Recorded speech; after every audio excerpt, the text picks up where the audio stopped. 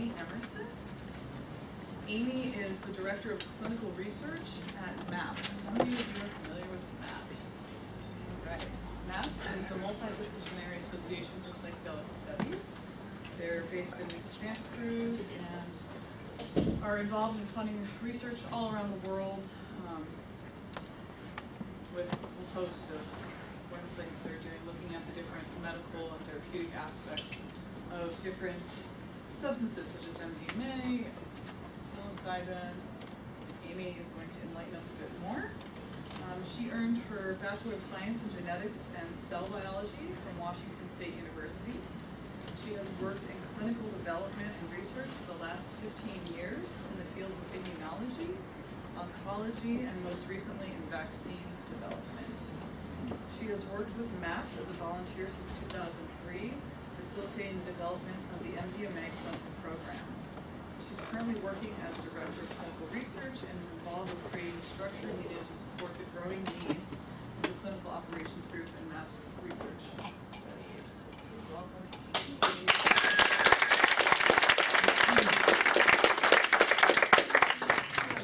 So I'm going to tell you just a little bit about MAPS and what we do, and then we'll talk specifically about our clinical research work. So we are the Multidisciplinary Association for Psychedelic Studies, founded in 1986 by Rick Doblin after MDMA was scheduled. And our mission is to develop a legal, medical, and cultural context for people to benefit from careful use of psychedelics and marijuana. We envision a world where psychedelics and marijuana are safely and legally available for beneficial uses, and where research is governed by rigorous scientific evaluation of the risks and benefits of these substances. So that's kind of us in a big picture. We do work as a nonprofit pharmaceutical sponsor, but we also do a lot of training. We work in policy reform, and it's very important to us to provide education to the community and to support work in scientific research. We have a full program of research. Mostly today I'm going to talk about MDMA for psychotherapy, MDMA psychotherapy for PTSD, but we also have some programs in using MDMA plus therapy that we're just starting to work on in social anxiety for autistic adults. And there's a study that we just finished recently using LSD plus psychotherapy for end-of-life anxiety. There's also a little bit of work that we're doing, not administering, but doing follow-up for people that receive ayahuasca or ibogaine for opiate addiction. And we also have a marijuana study that we're really hoping to start soon in Arizona, and that will be also for PTSD and specifically in vets. So I want to explain a little bit about how we set up our clinical studies. I think a lot of people hear about, especially in psychedelics, there's a lot of academic research, and we are set up a little bit differently. We're set up more like a traditional pharmaceutical company. So we act as a sponsor, and we have our sites set up very separately from us. We're in academic research. A lot of times the development of the science and then the implementation of it and analysis of it are all happening within this group. So instead that we're working to develop protocols to test these different things in our pipeline, and then we work with different individual groups of doctors to implement the studies, and then we're responsible for then going out and monitoring the data, bringing it back and analyzing it so that there's more separation between where the research is happening and where the analysis is happening. And we also are able to work with multiple groups of people in a way of developing studies that are reproducible across sites. And all that's very important when you're trying to get a medicine approved by the FDA. You have to be able to reproduce these results, and they have to be reproduced in multiple places, right? So it's a little bit different than how academic research is set up. And it's a little bit more work to do it this way. So we have our MAPS clinical department, and that's what I'm part of. And then we have our sites that consist of co-therapy teams. Plus, they also have other people at the sites that are helping them to implement the studies. There's a lot of people involved to make the study run. You have to have night attendance, which you'll learn more about why we need that as I go along. And we have independent raters that also work with the therapists they see the subjects that are in the clinical studies, and they administer the measures that we, so for MDMA see they're administering the CAPS, which is a way of looking at PTSD symptoms. So they are also part of the site team, separate from MAPS. Another important piece that we have are video raters. So there's it's a separate group that looks at videos of all the treatments that we do, and they analyze them to look for consistency across therapy teams to make sure that the studies are all being done in a consistent manner. Another group that we have to work with is the regulatory agencies. We have to do all of our studies within good clinical practices, and so we need ethical review boards to review each of the studies. We also have to work with the FDA, or if we're working in other countries, then we work with other regulatory bodies. And because these are scheduled substances, we also have to work with the DEA and NIDA. They are the least fun to work with. Really? They're the reason that our marijuana study has been taking so long to get started. But we've had really good relationships with all the other regulatory boards, with the FDA and with our ethical review boards. They've been very supportive. So then another very important piece of MAPS are the MAPS supporters. And since we're a nonprofit, all of this clinical work is supported by donations.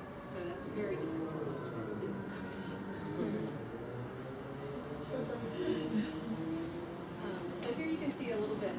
We have studies going on all across the world, and we have a lot of people that work to make these studies happen. So I just want to give you a little glimpse of all of the wonderful faces of our researchers. You might have heard about MAPS recently in the press. Has anybody seen any of the press that's been out there lately? So there's been a lot, and it's really been wonderful. We just had a study published in the Journal of Psychopharmacology, and it was the follow-up results to our very first study. So the original results were published in 2010, and then 3.5 years later, we had full follow-up, long-term follow-up, and that was just published, which then led to a big article in the New York Times, which then has led to Sanjay Gupta doing something on CNN, and we have Reason, Stars and Stripes, Nature, Military.com, and more. And this has actually really been wonderful for us because it's been very positive press, and it's helping to change the perceptions that people have that these substances can't be beneficial. And we also are really hoping to do some work with the DoD and the Veterans Administration. And so for them, it's really important to see public opinion changing, and to see this positive press has really helped our conversations with the Department of Defense. So what has all of this excitement in the media been about? Let's actually look at a little bit of the data. So this is data from our first study that was done by Michael and Annie Mithofer. It was done in South Carolina. When I look at the data, I like to not just think about the numbers that are on here and the graph that's here. I like to think about that this actually represents people that were in our clinical studies. So when I look at this, I see first people that were suffering from PTSD. And they've been suffering for a long time. Very poor quality of life. A lot of them had a life, they just didn't even want their life anymore. But then I also look at this and I see that there's hope. That there's hope for people that would gain some quality of life. So the reason I see this is okay, so on the far axis, the 0 to 90, this is the scale for CAPS. So this measures post-traumatic stress symptoms by something called the Clinician Administered Post-Traumatic Stress Test. So when everybody started in the study, the average was 90, and 50 is moderate severity of post-traumatic stress. So these people had way above moderate. They had severe, debilitating post-traumatic stress. And then you see that's baseline, and then you see that, okay, there's the 50, that's the moderate, that was the cutoff to get into our study.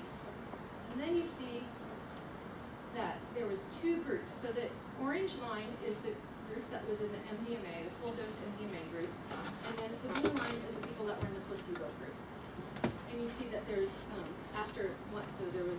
there was 2 sessions of MDMA in this study. So after session 1, we measured the CAPS again, and after session 2, we measured it again. And then 2 months after that last session, we measured it again. And you can see a consistent drop. In the MDMA group, people were dropping well below 50. Now, people were also dropping in the group that had placebo, just based on the therapy alone. We have some amazing therapists. So this is a better drop than some people even get with using daily administrations of SSRIs. which they had to be off all of their medications to enter the study. So we also didn't want to leave people in the placebo group untreated, right? So after they went through the whole study receiving placebo, then they were able to enroll not enroll, but just continue on in the study and receive the full dose MDMA in an unblinded way. So this study was a blinded study. It was pretty obvious once that they were in experimental sessions. They were in the placebo, not in the placebo. But it was blinded. They didn't know what they were going to get when they went into the study. It was a randomized study. So I'm going to show you the data of what happened once they went on. But I just wanted to say that.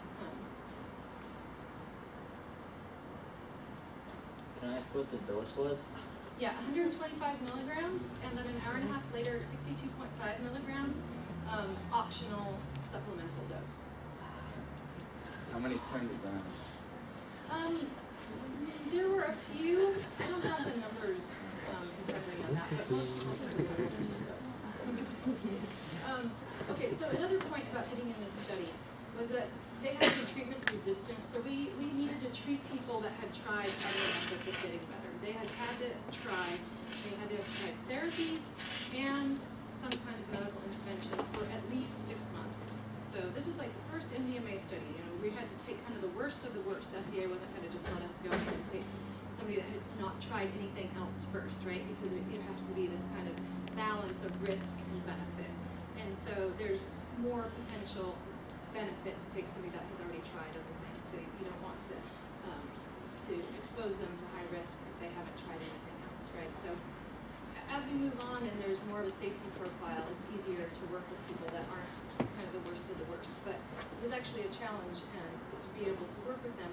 And these people actually all had an average of 19 years that they had had PTSD and not been able to receive like appropriate treatment for it that helped them.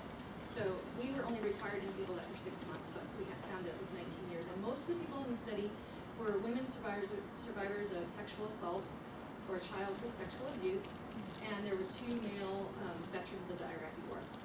So they received preparatory sessions with the therapists prior to getting treatment. There was 2 to 3 preparatory sessions, and then they had the 2 experimental sessions, and in between the experimental sessions they had integrative visits, because we found that that's a very important part of it. A lot of the work happens in the integrative sessions after. What happened at the preparatory sessions?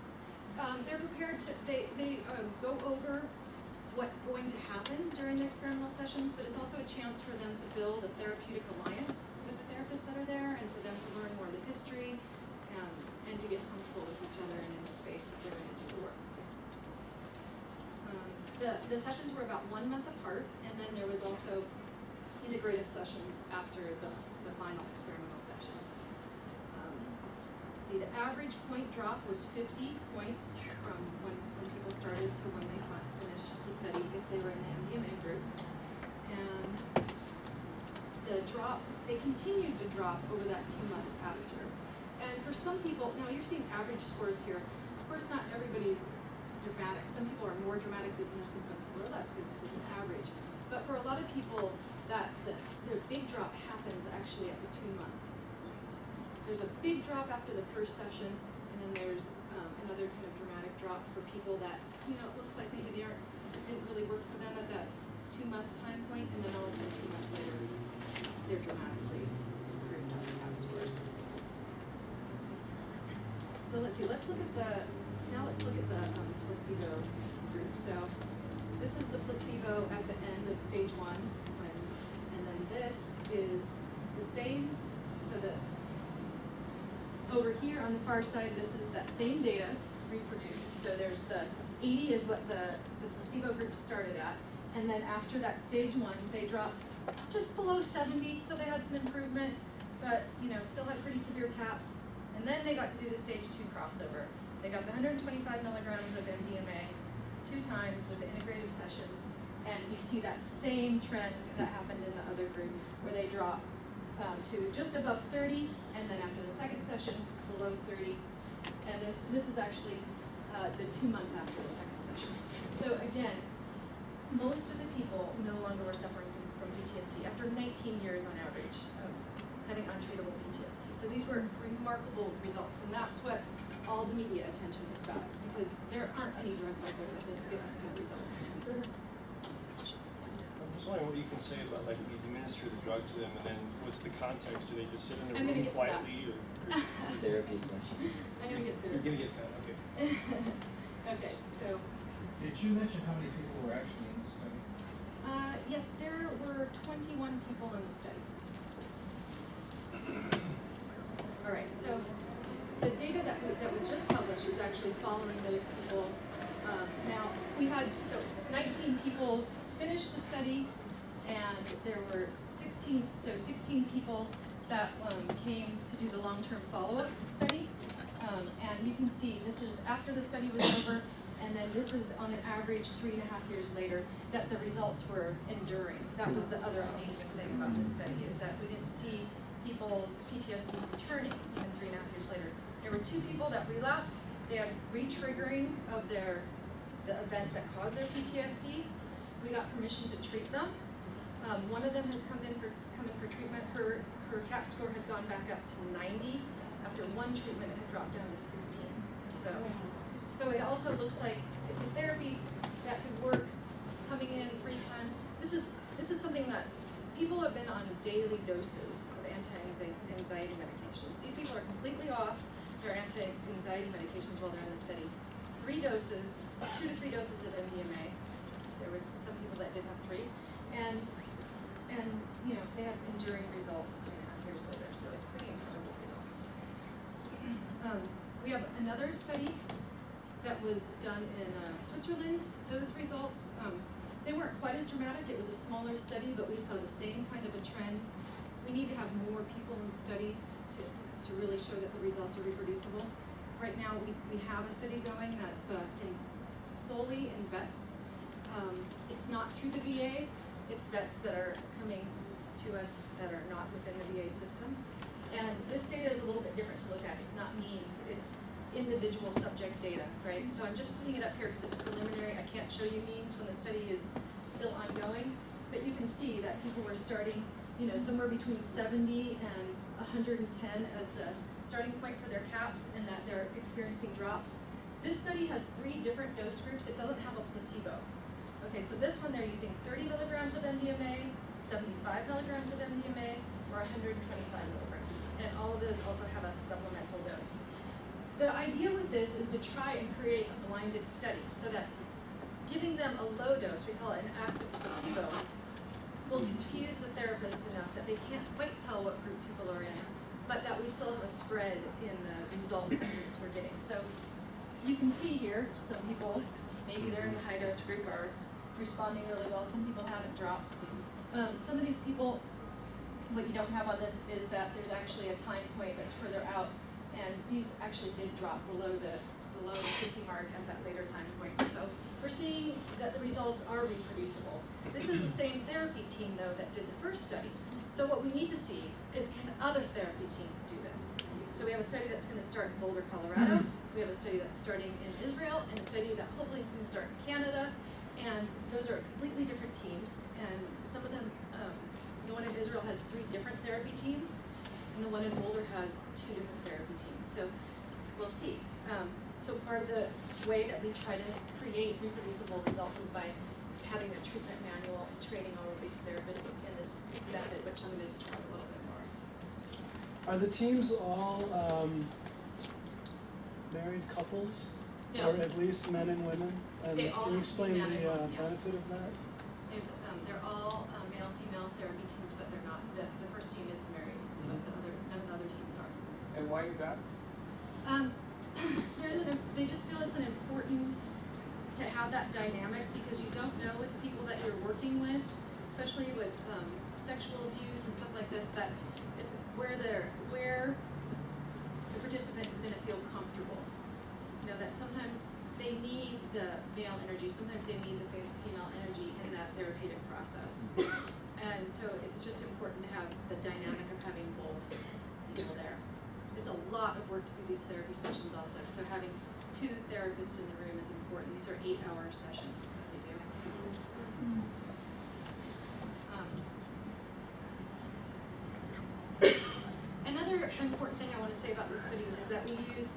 So we have these we have MAPS that sets up the study. MAPS monitors the study. Then we have therapy teams that do the study. And then we have this independent rater that is the person that's actually measuring the CAPS. They're measuring the PTSD symptoms. And they're never in the room with the people during the therapeutic sessions. So they're, again, an independent rater. And then we have people looking at video data also. So it's ways of trying to create a lot of integrity around the study, a lot of reproducible results, and a lot of results that really stand up to scrutiny. So, sorry, I forgot to do my little circles here. So let's look a little bit about why do we think this works. So if you just look at PTSD, PTSD is a fear-based disorder. It's triggered by a traumatic event. It could be military combat, sexual assault. It's chronic and debilitating, and it's characterized by hypervigilance, fear, defensiveness, numbing, withdrawal, lack of trust. Okay. So then, MDMA, look at that. What are some of the reported effects? It decreases fear and defensiveness. It increases trust and empathy. It allows people to have affirming experiences and gain perspective on their situation. It's gentle, but it's profound. It's not necessarily easy. If anybody has experience with ecstasy, they might assume that people in these sessions are having a very good time. They're not, and a lot of them have said, I don't understand why they call this ecstasy. It won't work. So it allows people to be present and emotionally connected during the experiences, because then it allows for them to have integration afterwards. Like I said, integration is when a lot of the work happens. So they are opened up during these sessions, and then the next, over the integration period, there's a lot of work that's done to discuss what is brought up. And I will talk a little bit more about how the sessions are set up. So this is, I'm going to read a statement that it's based on an article by Ralph Metzer, and our treatment manual is kind of based on this idea. A combined treatment of MDMA with psychotherapy may attenuate the fear response and decrease defensiveness without blocking access to memories, while encouraging a deep and genuine experience of emotion. There it is in the nutshell. That's why MDMA for PTSD. There's also a lot of work being done on mechanism of action. We're not doing that work. There's a lot of very talented researchers that are out there. When you're trying to get a drug approved through FDA, you actually don't have to understand the mechanism of action. You have to show safety and efficacy. So that's what we're spending our money on in these clinical trials, is showing safety and efficacy. But there's a lot of there is a lot of work on the hormones that are involved, and there's brain imaging on looking at the amygdala and fear response and extinguishes of fear response, both in MDMA research and in PTSD research. So we can use that research to inform us, but we're not doing it. So I'm going to talk a little bit about the treatment manual that we have. The premise of our approach is that the medicine, MDMA, is not in itself the therapy, but it's a powerful tool for the therapist and the participant. We think that the reduction in the fear created by the MDMA is then supported by interacting with the therapist during the MDMA experience and after. And so we've created a therapy manual that's based on this idea.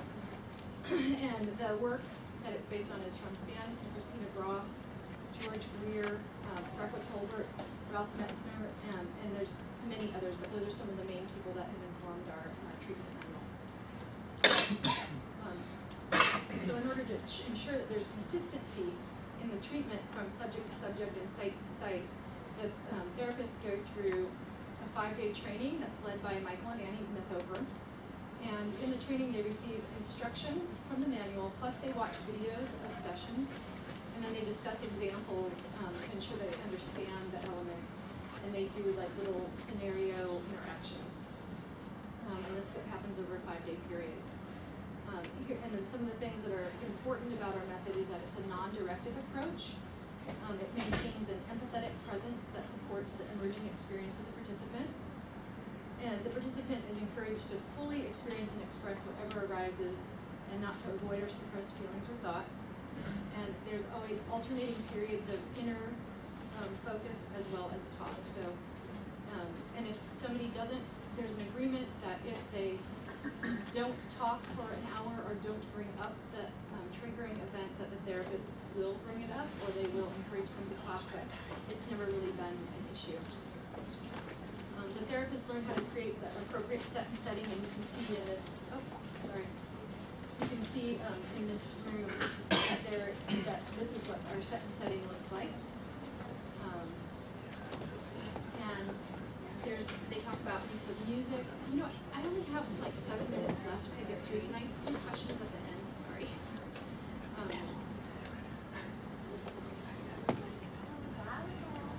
Another interesting thing about our training program is that we have an option for any therapist that goes through the training period and is going to be part of one of our clinical studies to enter a safety study that we have approved through the FDA that allows them to have one MDMA experience in a therapeutic setting with Michael and Annie. It's amazing that we got that protocol approved by the FDA.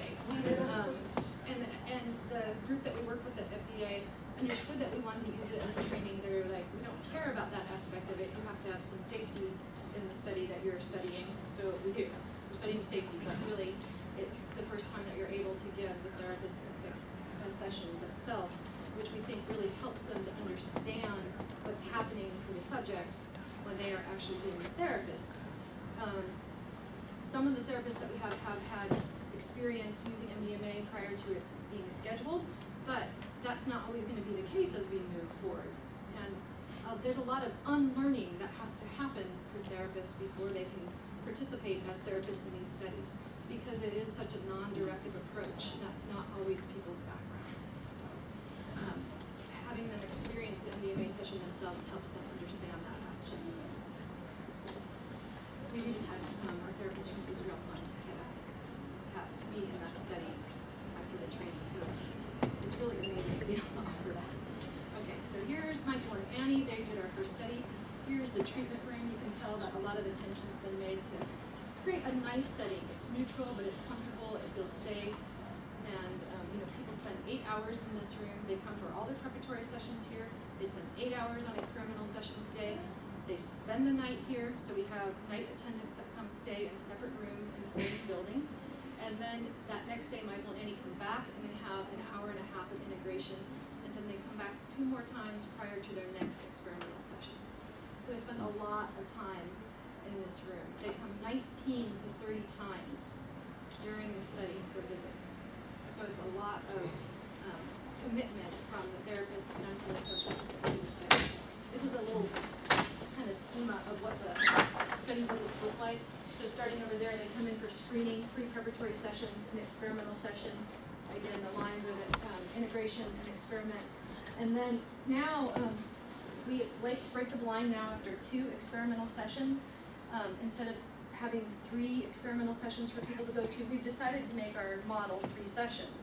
But it's really hard to expect people to go through in a low dose or placebo, go through 3 experimental sessions. So we break the blind here. People that were in the full dose continue on to 1 more, and people that were in the low dose don't have to do this one. They just go right back and start over with the high dose. So it gives us the data that we need, and it's a little bit less stressful. We've actually found that the 30 milligram dose is very hard for people. That's the 75 milligrams actually efficacious. It's working. Some people it might even work better for than 125 milligrams. But 30 milligrams stimulates the discussion, but it doesn't have the heart-opening aspects of the MDMA. It doesn't have the reduction in fear. So it's very difficult for people in that group, and we don't want people to drop out of the study. We really want to get them through those 2 so that they can go back and have the treatment.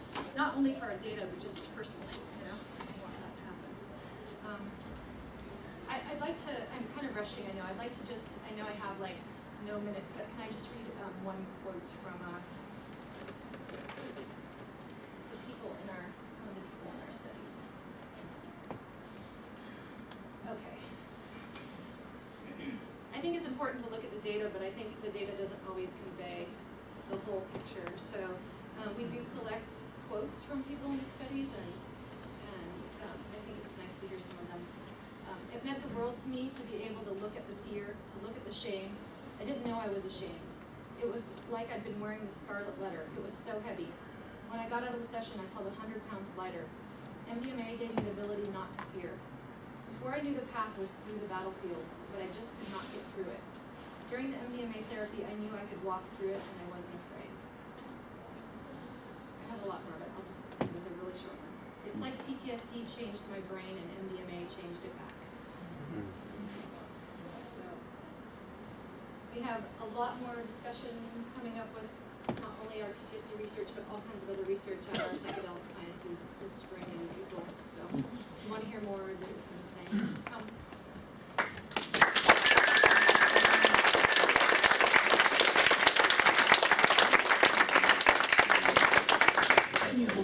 I just wanted to clarify, was the therapist also on the medicine at the same time? Okay. They're able to do a session in a different protocol as part of their training, but they're not on the medicine during sessions with subjects. I'm wondering if you've considered using MDA instead of MDMA to have less stimulant. No.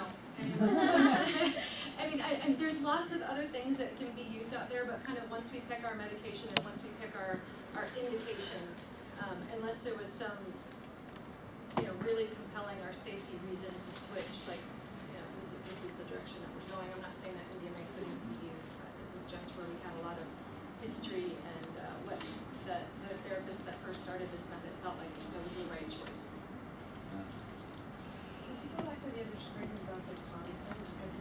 Oh, yeah, sorry. Is there any way to do this kind of therapy less nature than that, like a relationship breakup or divorce or something? I mean, it was used that way previous to being scheduled, and I think that the hope is, that there would be options like that at some point that was maybe not like that. But we have to pick kind of something that can be measured, something that already has a treatment out there, that's a medical treatment that we can kind of compare to, and picking a disease that's very difficult to treat. It's going to give us the ability to, have really strong data to go for an FDA approval. So I think that after approval, there's all kinds of other research that can be done off label. One more question, and then we're going to take a quick break, and you'll have more time for questions with our panel.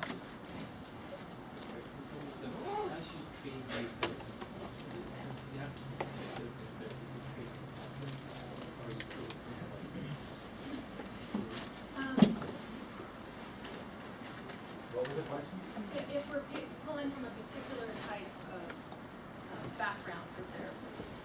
So, we have people, because there's a small number of studies, we have people that we're working with that kind of do have some similar backgrounds, at least in the US, but that's not necessarily a requirement. They have to, and the two therapists can have quite different backgrounds. They just have to be licensed therapists. They have to go through the training. And it's better in some ways if they've had some kind of more alternative methods and they're not just classically trained. but Michael is classically trained psychiatrist. That's the main therapist. Thank you so much, Amy.